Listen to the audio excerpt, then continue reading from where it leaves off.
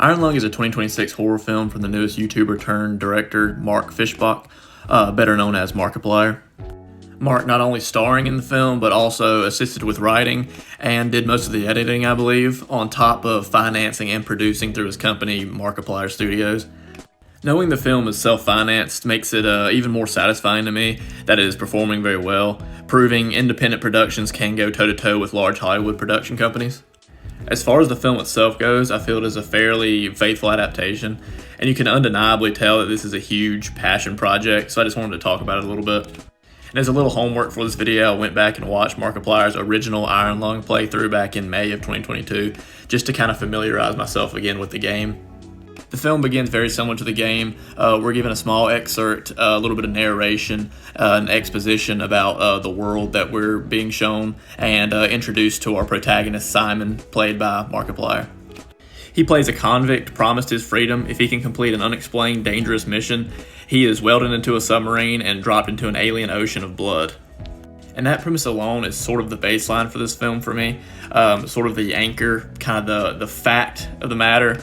It's no matter what happens later in this film, no matter what he hallucinates, at the end of the day, he is still trapped in this submarine. It kind of builds to the claustrophobia of the film.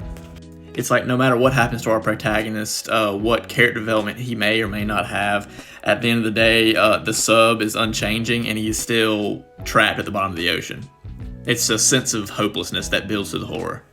Which sort of brings me into one of my favorite things about this film, which is a mixture of the set deck and the sound design. The submarine felt as if it was pulled straight out of the game, with some needed changes such as the control panel. But much similar to the game, the sound design goes a long way by conveying the unseen horrors of outside the vessel.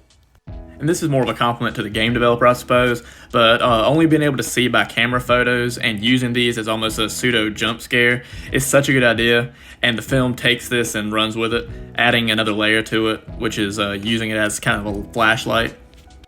And speaking of flashlight, this movie would have benefited from one.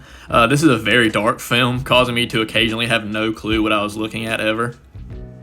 Which I don't know if that was a style choice to have limited light to sort of discombobulate the viewer maybe. Similar to the radio conversations, there were entire lines that I fully just didn't catch at all, which did add a level of panic, I suppose, and a level of panic that I had for the protagonist, but I'd also like to know what the dialogue is saying.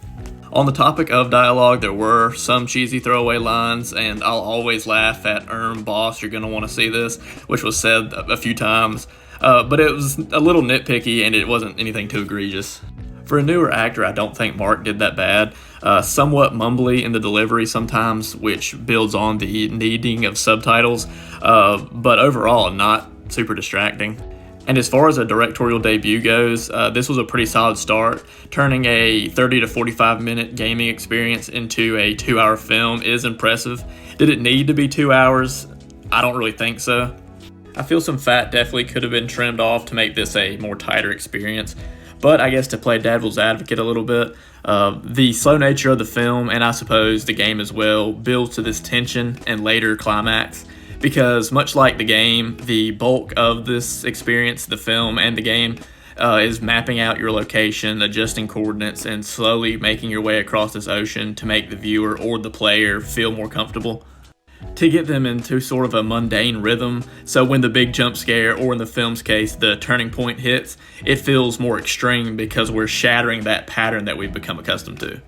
I do think it was an interesting choice to have additional characters. I don't mind the radio speak so much. I think you need that if the film's going to be this long. And it was very good voice acting all around, but seeing other humans in the one scene earlier in the film, I think kind of takes away from the isolation feel that the premise heavily relies on. When it comes down to the horror, I'm a sucker for Eldritch themes, and this delivers. While it is hinted at in the game, there's a portion of the game where you're taking a picture of a light and your screen goes all wonky and stuff, and it's kind of implied that there's some greater being down here. It does carry over a lot more to the film. They go in it a little bit more. And it was sort of a pleasant surprise because going in, I was just expecting big scary fish, and you get big scary fish and eldritch light deity, so And all these aspects cause the third act to be kind of a surreal, hallucinatory gore fest, showing how much of an unreliable narrator our protagonist truly is, building on that terror and paranoia. And at this point, as a viewer, we have no clue what's real and what's fake.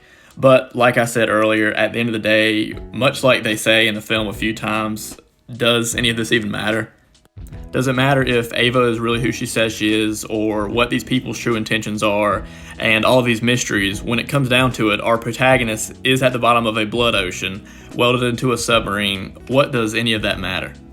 And I believe that aspect is the true horror behind Iron Lung.